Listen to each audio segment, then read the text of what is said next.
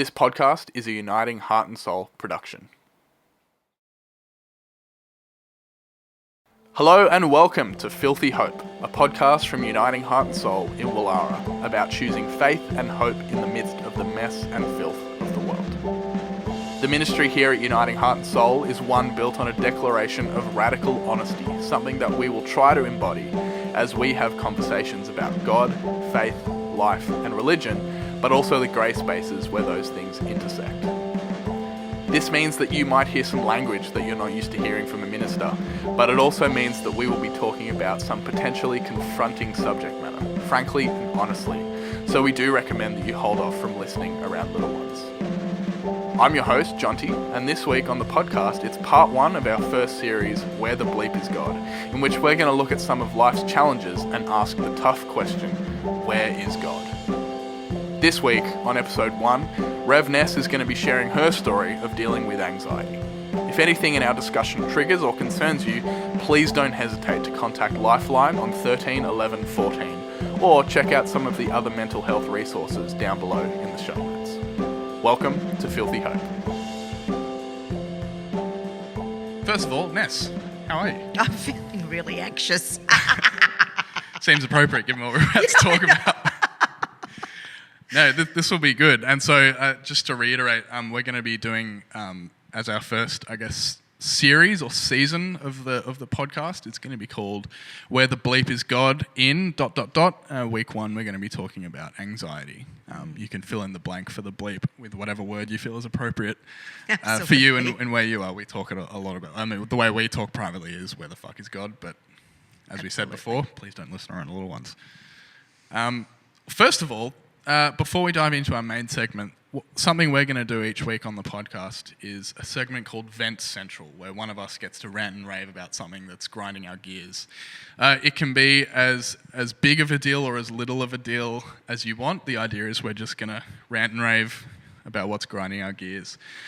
So Ness, because you're going to have the spotlight in a sec, I'm going to do Vent Central first.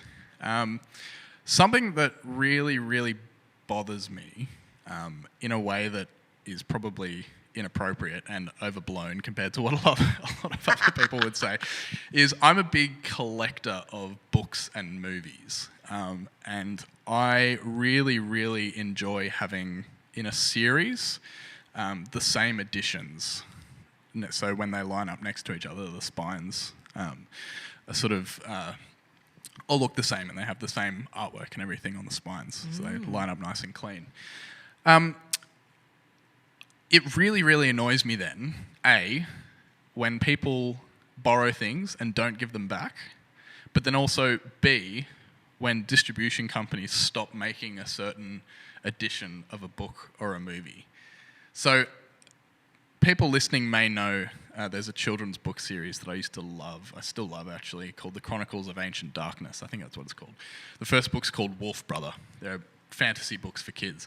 And they have really, really, really nice printed editions with a sort of embossed cover with a nice texture, and then each book has a specific colour scheme.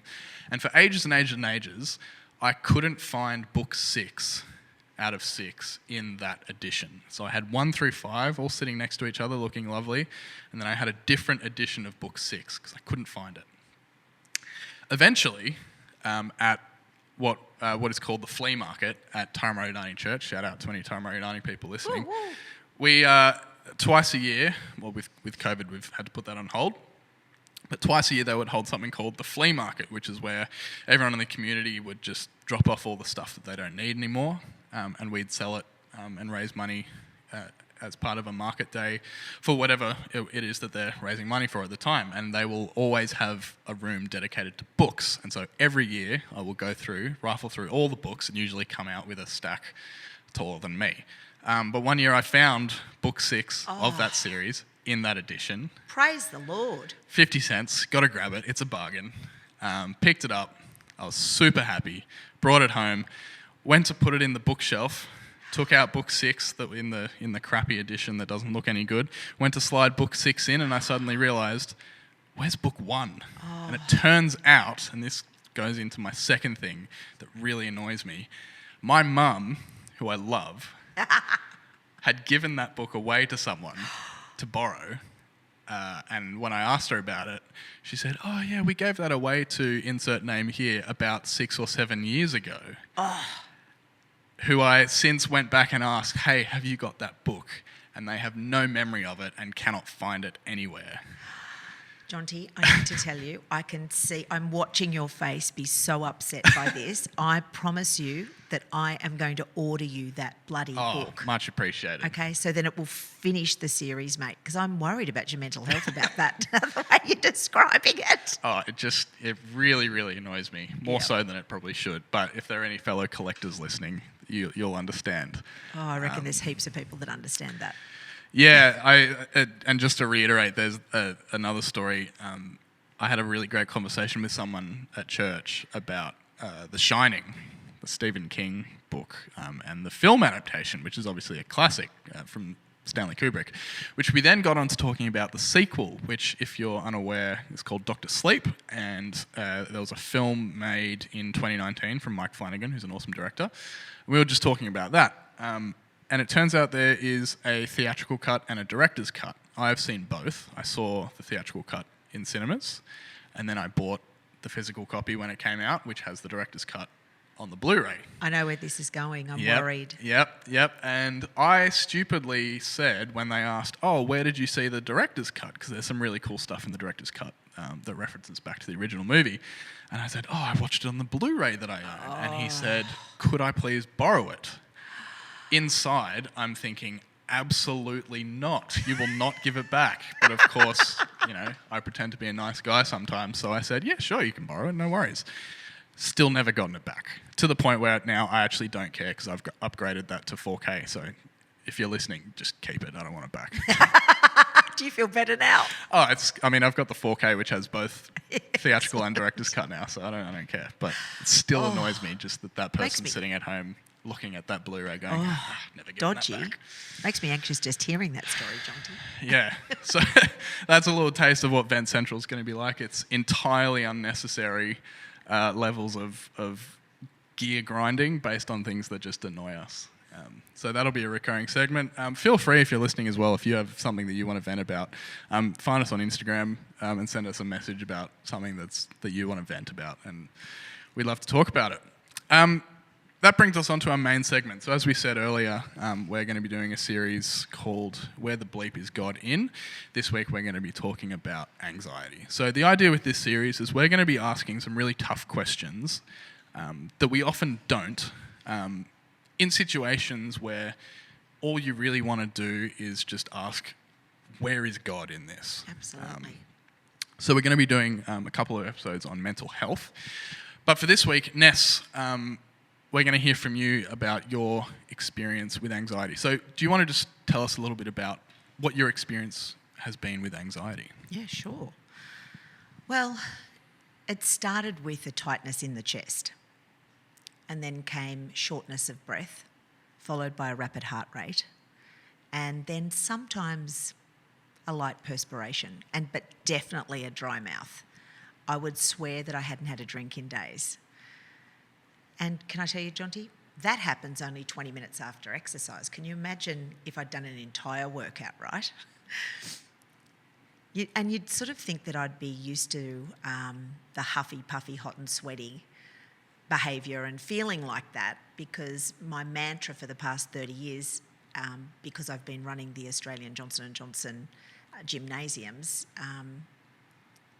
it's what I do. I know about all those feelings, hot and sweaty, huffy, puffy, dry mouth, racing heart rate. I understand how that works. But then I had this massive life event at the age of 48, which changed my life forever. I was super fit. I was teaching 5 to 6 spin classes a week. I was teaching Pilates classes, Tabata classes. I was on a really good diet, moderate alcohol. I was walking the talk of a professional medical exercise specialist. And then all of a sudden my life changed. I had a spontaneous coronary arterial dissection, and the medicos call it a SCAD, S-C-A-D. It's a really rare condition where the inner layer of your coronary artery actually splits. Blood seeps between the artery layers and it forms like a blockage, starving the heart muscle. And it causes angina, heart attack, and in some people, even death. As a result, I had 2 heart attacks. I'll never forget being rushed to angiography. And the cardiologist was saying to me, in angiography, I've got the bits up my arm and I'm half groggy, and was very horrible situation. He's saying, "Look, Vanessa, look." And I remember his behaviour seeming really inappropriate. He was too excited for this terrible situation that I was in. And he says to me, "You're lucky to be alive, Vanessa. 75% of SCAD patients die, and we usually find out cause of death at autopsy. Hey, but the good news is what I'm looking at now, and look at the screen. I'm turning my head to look at the screen. Your arteries are pristine because of your fitness and your lifestyle, and can I just tell you, your left side of your heart did an awesome job. It kept you alive. You're very lucky." Oh my God, Jonty, I didn't feel bloody lucky in that moment. In fact, my life stopped that day, and I got what I would describe as stuck or frozen in time, unable to actually move forward from that event. I then had 3 months of recovery, and I went to cardiac rehab, and I was then back at work. I was trying to be full of energy and bounce off the walls again in the gym, and struggling for the very first time in my life. My heart had repaired. That was absolutely evident. And that's quite a miraculous story, but it's a great story on its own, and I can share that at another time. But there was something else going on for me. I just couldn't catch up with the story of my life. It just felt like a really bad dream. I would come to work, and I loved coming to work because it would actually make me feel normal. It normalised how I felt. But the moment that I would get home, these feelings would absolutely descend on me. Tightness of breath, followed by shortness of breath, followed by rapid heart rate and light perspiration, and a really dry mouth. And I would swear I hadn't had a drink in days. And I'd yell out to my family, quick, call 000, I'm having a heart attack, because that's how it feels. Ambulance had arrived, my husband mentions to the ambos, she's had a SCAD, and everyone takes you so seriously. Heart attack, angina or death. They know what that means. Off to the hospital I go. Cannulas, 3 troponin blood tests, chest x-rays, coronary CT. I had 9 admissions to hospital in 4 months. It was becoming like Groundhog Day. The same tests every single time. But it got to this last admission. For some reason, I didn't want to be there. I wanted just to come home, and I just wanted to have a shower, and I just wanted to go back to work. I knew my heart was okay because it had always been okay. But this time the attending doctor was different. She sat on my bed and she drew the curtain around, and she looked at me really empathetically and touched my hand, and she said, "Vanessa, you are suffering from anxiety." And I said, "No frickin' joke, I'm suffering from anxiety. I just had a bloody heart attack 3 months ago and I nearly bloody died. I've got a lot to be frickin' anxious about, love." And it was in that moment that my life changed, and thank God for that, because she referred me to a shrink, a psychiatrist. Oh my God. And a shrink, I thought, shit, that's a bit drastic, don't you think? I mean, a shrink, really? Do you really think it's a shrink I need? Maybe a psychologist or a counsellor, but a shrink? But Dr. Kim, she was absolutely incredible. She was compassionate, she was a great listener, really empathetic, and she really understood my story. And I think what was interesting for me was she described my condition as post-traumatic stress disorder, PTSD. And I remember saying to her, Kimmy, I thought that PTSD was only for returning soldiers from Afghanistan. And I didn't know about PTSD at the time. But now I had a label, as if seeing the shrink wasn't bad enough. And I just thought, what are people going to think? There's a stigma around this. Oh my God, I'm already a nut job. People think I'm cray-cray anyway. And now I've got this label. I've seen a shrink, I've got PTSD. And then the next bit, she gives me a bloody prescription for drugs, for medication. This must mean, Jonty, that I'm really fucked up in the head. I'm really mentally ill. Like we joke about, like crazy, like wacko, like psycho, like nuts, like loopy.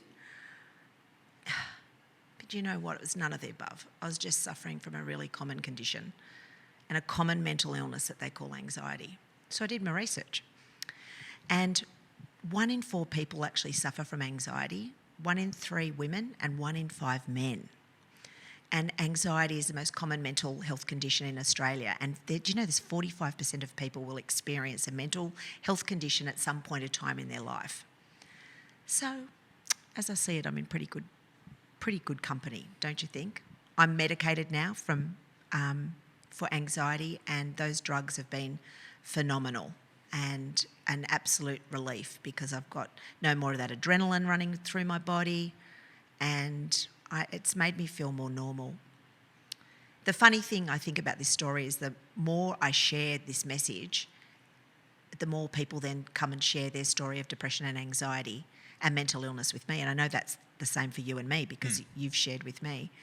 And the thing is, anxiety doesn't discriminate, Jonty. All sorts of people suffer from anxiety. Type A, introverts, extroverts, your boss, your bestie at work, a team member, your partner, your siblings, your kids, your mum, your dad, you, me. And I think if we share our stories with each other, we could help each other. That's why I wanted to share my stuff today. So I look normal on the outside, right? A bit chunky from the drugs, but I look normal on the outside. But inside, I have been suffering. So I didn't realise I had a mental health problem. I just wasn't okay. And so to ask the big question that we're here to talk about today, where was God in that? Well, I've thought long and hard about that, and God was definitely in my healing, and I'll share that in another podcast because that's a whole story. It's a really rock solid, amazing story. But I think God was in the ambos that arrived. I never got a dickhead ambo.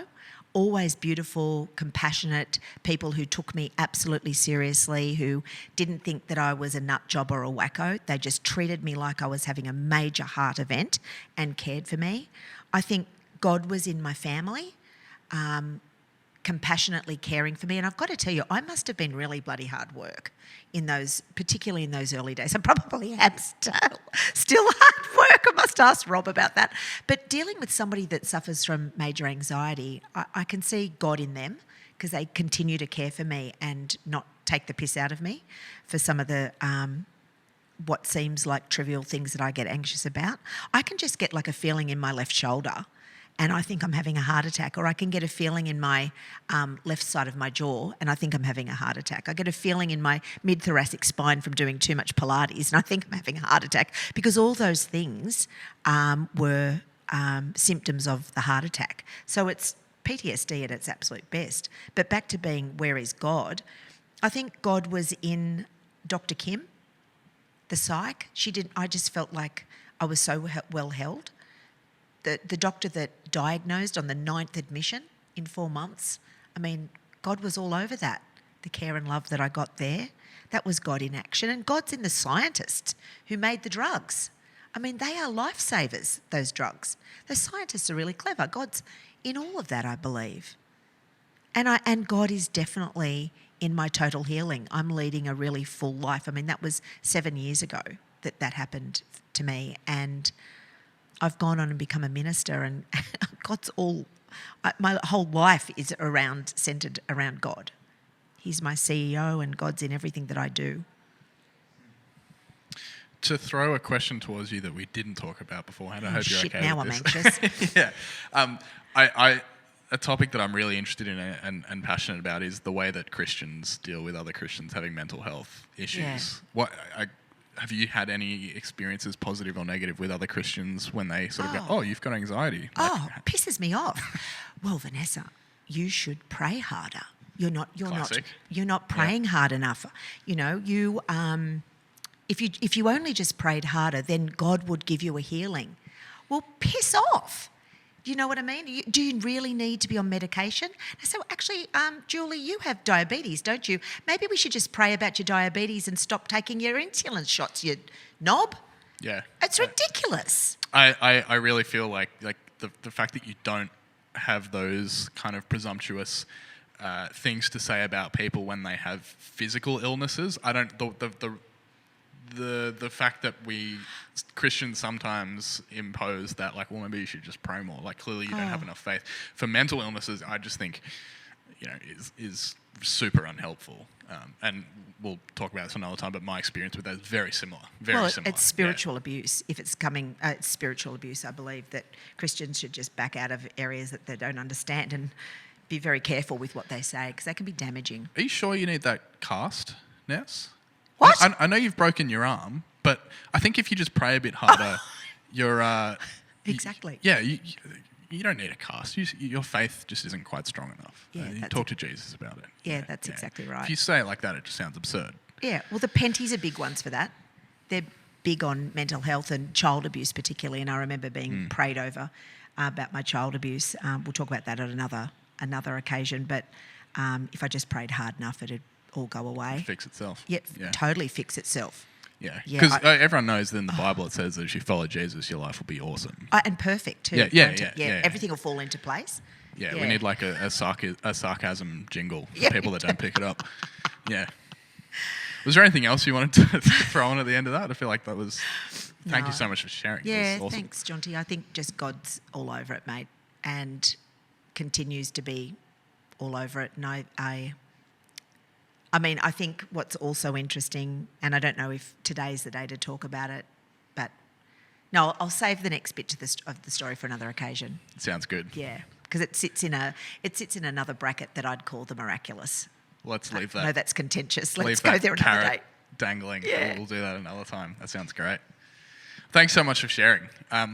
That brings us to our final segment, which is something that we're going to be calling gratitude, a cross between gratitude and the grit of the world that we reference in the title of our podcast, really. So one of us is going to talk about something that's bringing us gratitude this week, something that's we're grateful for amidst the grit and the mess of this world.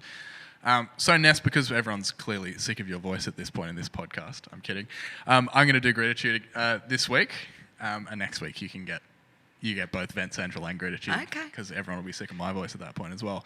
I'm really grateful for the fact that I can start going back to concerts again. Oh, yeah. I love going to live music events, and it's one of the things I didn't quite realise how much I was missing during lockdown in this messy COVID world. And I've been to a couple recently, both of which were really amazing. The first one was the first ever headlining show of my younger brother's band, which was fantastic. And the fact that there were so many people there was a little bit nerve-wracking in a COVID sense. Everyone packed into a little room.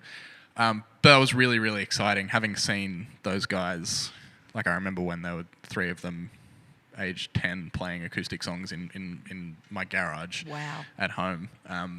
Now playing what looked like, it probably wasn't quite, but an almost sold-out headlining show. They weren't even supporting anyone. So that was really great. That was probably, I think that was the first one I went to recently. Then after that, I went to a show which really surprised me, actually, because other than that show, which I probably should shout out, my brother's band, they're called Afterthought. Go listen to them. I mean, a lot of people listening may already know them because they're local heroes. But a friend then also hit me up just out of the blue, saying that he'd bought a couple of tickets to a show and asked if I wanted to go. And it's a band. Turns out I'm actually not planned. I'm wearing their shirt at the moment. It's the band's called Thornhill, and I knew nothing about the show other than I've seen the band before and I really like them and I like their music, and oh great, they're playing in Sydney again, I'll go see their show. And so I did, and it was with a friend that I often don't actually see other than when we go to shows together, so it was really great to catch up with him. Shout out to Zach if you're listening. But what I didn't know was that Thornhill are releasing a record in June, so it hasn't come out yet, which I knew that piece of information. What I didn't know was that they were playing that entire record live, top to bottom, followed by a Q&A. So it was just this really surprising, like pleasantly surprising event where we had a sold-out concert, which in itself is really exciting to be going to again. Loud, heavy music. Going out with a mate that I haven't seen in a little while, which was really great. But then having this really unexpected Q&A session with a band that I really enjoy. And I don't think I'd quite realised how much I'd been missing concerts. Oh, absolutely. Yeah. Live performances. Yeah. Which, as a musician, I'm also missing being able to play live concerts. Maybe I'll save that for another Gratitude. The number of the number of setbacks that we've had playing live music. But yeah, just getting out and seeing live music again, I've just absolutely loved it. That's awesome. Yeah. Makes you feel good, doesn't it? Yeah, I think it's just that. I think it's like going to the movies. You can listen to a record on Spotify at home and you can watch a movie at home by yourself, but going out with a group of strangers and listening to or watching the same thing together, it's just a totally different experience. Yeah, I'll leave cinemas to another one, but I feel very strongly about that as well. Well, that's about it for this week's episode. We hope you've enjoyed it. It's our first episode. If you want to connect with us during the week, let us know what we can do better. 'Cause it's our first ever episode. That'd be fantastic. Yeah. You can follow us on Instagram at filthyhope_pod, filthyhope_pod. Or you can also join. We've set up a Facebook group where you can join our group and you can actually interact with us more directly. We'll be doing a bunch of stuff with our members in there. Just search on Facebook for Filthy Hope Discussion Group, where you can jump on there. And like we said up the top, if you need help, we're not professionals. Don't take any of what we've been talking about today as professional advice. We're actually just sharing our stories. If you do need help, contact your GP or Lifeline. Or if you or someone else that you know is actually in danger, just call 000. Excellent, Jonty. We've also got a bunch of resources in our show notes or in the description, depending on where you're getting this podcast. So feel free to dive in there and read more / look at more in there. I'm Jonty. I'm Ness. And this has been the Filthy Hope podcast. We hope you've enjoyed it. And also, Jonty, I'm looking forward to next week. You're going to be sharing on your story of depression and PTSD. That's right. Part 2 of Where the Bleep is God. We'll be talking about depression. We'll see you there. Have a great week. This podcast is a Uniting Heart and Soul production.